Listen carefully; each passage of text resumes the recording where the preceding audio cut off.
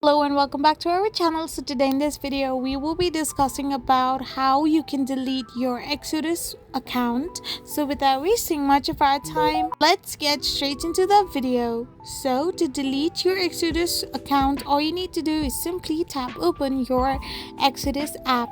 So once you have tapped open the Exodus app, you will end up in this kind of interface. So all you need to do is simply tap on the four boxes like icon. So once you tap on it, you will end up in this interface where all you need to do is simply tap on settings, and from the settings you need to scroll down and tap on delete wallet.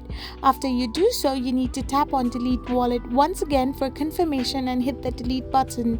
After you are done tapping the delete button thrice, you will be able to now delete your Exodus account permanently. I hope you found this video helpful, so don't forget to hit that subscribe button and do give us a thumbs up.